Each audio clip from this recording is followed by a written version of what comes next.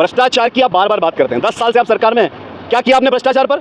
लोकायुक्त का क्या हुआ? लोकपाल का क्या हुआ?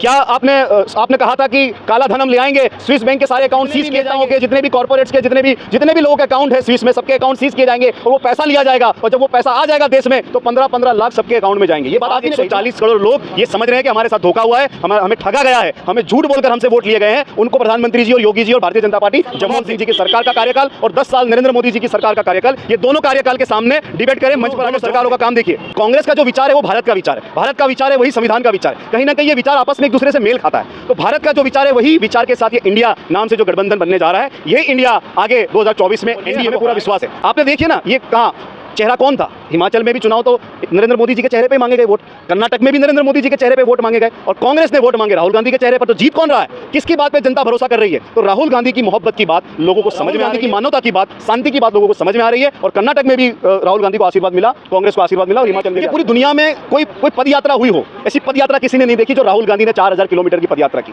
कोई शहजादा 4000 किलोमीटर की पद यात्रा नहीं करता। ये राहुल गांधी है, ये गांधी परिवार का एक ऐसा लौता नेता है जिन्होंने देश में नफरत को मिटाने के लिए 4000 किलोमीटर की पदयात्रा से दूर रहकर 14 राज्यों में पैदल चलकर लाखों लोगों से संवाद किया, लाखों लोगों की पीड़ा को समझा। ये ऐसा नेता आज तक पूरी दुनिया में कभी ऐसी यात्रा नहीं हुई। मोदी की पार्टियों का बैठक हुआ है, और लेकिन भाजपा कह रही है कि दुल्हा कौन है, बैठने से कोई फायदा नहीं है, 24 में वैकेंसी नहीं है प्रधानमंत्री का।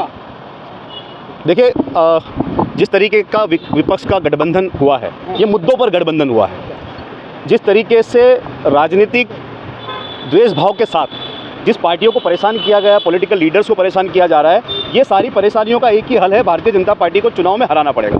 2024 का चुनाव देश के लोकतंत्र को बचाने का चुनाव है। इस लोकतंत्र को बचाने के लिए सारी पार्टियां इकट्ठा हो रही है। अब बार बार प्रधानमंत्री जी कह रहे हैं कि मैं अकेला काफ़ी हूँ, मैं अकेला काफ़ी हूँ, मैं अकेला काफ़ी हूँ, लेकिन आपको भी अब गठबंधन करना पड़ रहा है, लोगों को जुटाना पड़ रहा है, और उस तरीके की पार्टियों को जुटाना पड़ रहा है जिस पार्टी का नाम भी लोगों ने नहीं सुना है। अच्छा, सबसे महत्वपूर्ण बात यह है कि इनका जो चरित्र है, एनडीए के जितने भी पक्ष थे उनको खा जाने का चरित्र है, एक अजगर की तरह निगल जाने का चरित्र है। जिस पार्टी के साथ ये गठबंधन करते हैं उसी पार्टी को खत्म कर देते हैं। चाहे वो पंजाब की बात करें अकाली दल की, चाहे वो शिवसेना की बात करें महाराष्ट्र की, चाहे वो नीतीश बाबू की, जिस प्रदेशों में उन्होंने गठबंधन किया है उन प्रदेशों में उन पक्षों को खत्म करने का काम किया। तो इन पर आज कोई विश्वास नहीं कर रहा है। चाहे ये आंकड़ा 38 का बता रहे होंगे, लेकिन नाम इनके पास नहीं है। और जैसे जैसे चुनाव नजदीक आएगा, यहाँ पे कुनबा बढ़ेगा, वहाँ पर कम होते जाएंगे। और भी पार्टीज हमारे साथ डायलॉग कर रही है, आने को तैयार है। देश का जो मूड है वो पूरी तरह से राहुल गांधी के नेतृत्व में 2024 का चुनाव जिताने के मूड में है, और राहुल गांधी देश के प्रधानमंत्री बनेंगे। 2024 का चुनाव गठबंधन जीतेगा, और इसलिए जीतेगा क्योंकि जनता परेशान है महंगाई से, जनता परेशान है बेरोजगारी से, जनता परेशान है भ्रष्टाचार से, महिलाओं पर जिस तरीके से बलात्कार हो रहे हैं, अत्याचार हो रहे हैं, युवा परेशान है, किसान परेशान है, मजदूर परेशान है। 10 साल की ये सरकार होने को जा रही है। ये 10 साल का कार्यकाल प्रधानमंत्री नरेंद्र मोदी का और 10 साल का कार्यकाल मनमोहन सिंह जी का, ये दोनों 10 साल का कंपैरिजन कर लीजिए। हम पुराने जितने भी नेहरू जी के सरकार में, राजीव जी की सरकार में, इंदिरा जी की सरकार में, कांग्रेस की सरकारों में तो बहुत काम हुआ है, उस पर हम बात नहीं करना चाहते। चलिए आप 10-10 साल पे बात कर लीजिए। 10 साल मनमोहन सिंह जी की सरकार के, 10 साल प्रधानमंत्री मोदी जी की सरकार के। इन 10 सालों में मैं गारंटी के साथ आपके चैनल के माध्यम से कहना चाहता हूँ, एक भी चीज़ अगर सस्ती हुई हो तो बताइए, कोई एक भी चीज़ जिस इन 10 सालों में सस्ती की हो तो बताइए। नहीं की है, सब कुछ महंगा तो बढ़ गई है ना सर। देखिए, आमदनी किसकी बढ़ रही है? आमदनी बढ़ रही है, लेकिन उद्योगपतियों की बढ़ रही है, गरीब आदमी की आमदनी नहीं बढ़ रही है। मनरेगा का बजट कम किया जा रहा है, शिक्षा का बजट कम किया जा रहा है, हेल्थ सेक्टर का बजट कम किया जा रहा है। तो आमदनी किसकी बढ़ रही है? आमदनी जो है उद्योगपतियों की बढ़ रही है, कॉर्पोरेट की बढ़ रही है। आज स्मॉल एंड मीडियम इंडस्ट्रीज खत्म हो रही है। आज मनरेगा को जो आप स्मारक बता रहे थे प्रधानमंत्री जी पार्लियामेंट में, आज उसकी स्थिति, आज उसी के जरिए लोगों को रोजगार मिल रहा है, जो थोड़ा बहुत भी मिल रहा है। बात है महंगाई की। महंगाई के ऊपर पूरी तरह से भारतीय जनता पार्टी मौन है, कहीं पर भी कोई बात नहीं हो रही है। यही स्मृति ईरानी जी जो सिलेंडर लेकर सड़कों पर निकल जाती थी, वो कहाँ है? जिस तरीके की स्थिति देश की है, इस देश की स्थिति में आज जितने भी पड़ोसी मुल्क है ये हमारे दुश्मन बने बैठे हैं। कोई हमारे साथ दोस्ती करने को तैयार नहीं है। चीन बार बार बदमाशी कर रहा है और आपके पास एक शब्द नहीं है उसके लिए बोलने के लिए। प्रधानमंत्री जी ना तो पार्लियामेंट में चर्चा चाहते हैं, ना तो मीडिया के साथ चर्चा करते हैं, और ना ही जनता के साथ चर्चा करना चाहते। सिर्फ और सिर्फ अपनी बात करते हैं। वो मीडिया के माध्यम का सिर्फ एक ही चैनल यूज़ करते हैं, वो रेडियो को यूज़ करते हैं और मन की बात कह के लोगों से अपनी बात करते हैं। मोदी जी कह रहे हैं बैठक में भ्रष्टाचार मोर्चा की बैठक हुई है बेंगलुरु में। देखिए, भ्रष्टाचार की आप बार बार बात करते हैं। 10 साल से आप सरकार में हैं, क्या किया आपने भ्रष्टाचार पर? लोकायुक्त का क्या हुआ? लोकपाल का क्या हुआ? क्या आपने कहा था कि काला धन हम ले आएंगे, स्विस बैंक के सारे अकाउंट सीज किए जाएंगे, जितने भी नेताओं के, जितने भी कॉरपोरेट्स के, जितने भी लोगों के अकाउंट है स्विस में, सबके अकाउंट सीज किए जाएंगे और वो पैसा लिया जाएगा, और जब वो पैसा आ जाएगा देश में तो 15-15 लाख सबके अकाउंट में जाएंगे। ये बात आप ही ने कही थी ना।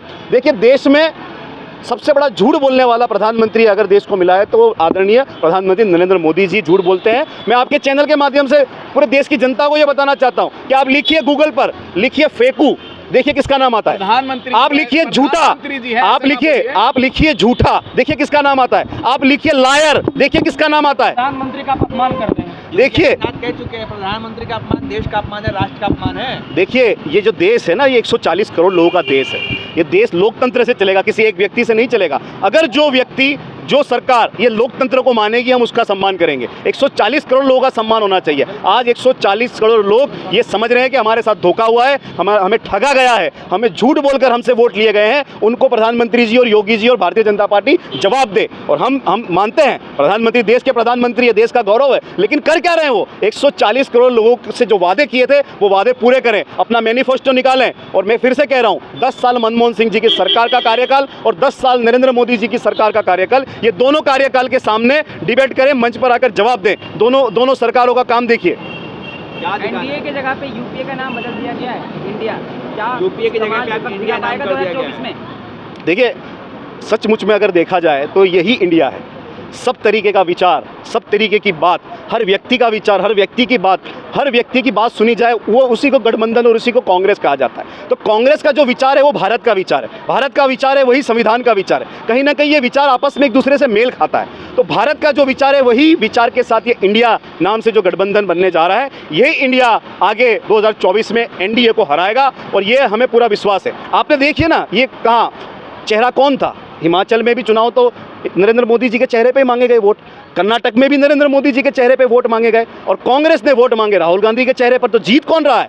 किसकी बात पे जनता भरोसा कर रही है? तो राहुल गांधी की मोहब्बत की बात लोगों को समझ में आ रही है, राहुल गांधी की मानवता की बात, शांति की बात लोगों को समझ में आ रही है। और कर्नाटक में भी राहुल गांधी को आशीर्वाद मिला, कांग्रेस को आशीर्वाद मिला, और हिमाचल में भी आशीर्वाद मिला। लेकिन लोग कह रहे हैं कि कर्नाटक जीत गए तो कांग्रेस खुशी मना रही है। गुजरात को भी तो देखिए, गुजरात भी तो हार गए आप लोग। हाँ ठीक है ना, हम मानते हैं ना, हमारी कमजोरी रही होगी, हम वहाँ पर वीक हैं, कमजोर है, गुजरात हारे हैं, लेकिन हमें तो आपको शाबाशी तो देनी पड़ेगी ना, पीठ तो थपथपानी पड़ेगी हिमाचल और कर्नाटक जीतने पर। वहाँ पर भी तो भारतीय जनता पार्टी की ही सरकार थी। तो हम ये चाहते हैं कि मुद्दों पर बात हो, मुद्दों पर चुनाव हो। अगर देश की जनता आशीर्वाद देना चाहती है जिसको भी, लेकिन मुद्दों पर बात हो। अब बात ये कि मोदी जी को कहा जाता है वो गरीब प्रधानमंत्री, गरीब माँ के बेटे हैं, चाय बेच के आए हैं। राहुल गांधी राजकुमार है, तो साहबजादा है, अलग अलग नाम से बताया। कैसे लोग विश्वास करें? देखिए, पूरी दुनिया में कोई पद यात्रा हुई हो, ऐसी पद यात्रा किसी ने नहीं देखी जो राहुल गांधी ने 4000 किलोमीटर की पद यात्रा की। कोई शहजादा 4000 किलोमीटर की पदयात्रा नहीं करता। ये राहुल गांधी है, ये गांधी परिवार का एक ऐसा लौता नेता है जिन्होंने देश में नफरत को मिटाने के लिए 4000 किलोमीटर की पदयात्रा की। 150 दिन अपने घर से दूर रहकर 14 राज्यों में पैदल चलकर लाखों लोगों से संवाद किया, लाखों लोगों की पीड़ा को समझा। ये ऐसा नेता आज तक पूरी दुनिया में कभी ऐसी यात्रा नहीं हुई। मोदी जी भी तो 18-18 घंटे काम कर रहे हैं। देखिए, स्वागत है, अच्छी बात है। मैं तो बोल रहा हूँ 24 घंटे काम करिए, लेकिन आपके काम का आउटपुट क्या है? पुलिसिंग पॉलिसी नहीं होता। आप पॉलिसी की बात करिए, पुलिसिंग मत करिए। आपके जितने भी इंस्टीट्यूशन है, आप तो 18 घंटे जो आप काम कर रहे हैं, वो 18 घंटों में आप ये देख रहे हैं कि किन पर रेड डालनी है, किसके यहाँ पर ईडी को भेजना है, कहाँ पर सीबीआई को भेजना है, कहाँ पर पुलिस को भेजना है। जिस तरीके का दुरुपयोग आप इंस्टीट्यूशन का कर रहे हैं इन 18 घंटों में काम करने के लिए, इन 18 घंटों में अगर आपने काम किया होता तो देश के नौजवान के पास आज रोजगार होता। 2 करोड़ रोजगार की बात हुई थी, 10 साल के हिसाब से 20 करोड़ रोजगार कहाँ है? आत्मनिर्भर बना रहे, आत्मनिर्भर। हाँ, वो तो देखा ना हमने, आपने भी देखा, अग्निवीर बना रहे हैं सबको। 4 साल आप काम करिए हमारे हिसाब से, और उसके बाद आप बेरोजगार। तो जिस तरीके का प्रोपेगेंडा, प्राइवेटाइजेशन को बढ़ावा मिल रहा है, चाहे वो एजुकेशन सेक्टर हो, चाहे वो हेल्थ सेक्टर हो, सभी जगह पे जो विफल है भारतीय जनता पार्टी। ठीक है, क्या लगता है सुप्रीम कोर्ट में राहुल गांधी की सदस्यता बहाल होगी? 21 जुलाई को सुनवाई। देखिए, हमें भरोसा है न्याय तंत्र पे। जिस तरीके का पूरा घटनाक्रम देश की आज़ादी से पहले और देश की आज़ादी के बाद, जब से न्याय तंत्र की व्यवस्था है, इस व्यवस्था में आज तक किसी भी मानहानि के केस में इतनी बड़ी सज़ा नहीं मिली है जिस तरीके से इस केस को लिया गया है।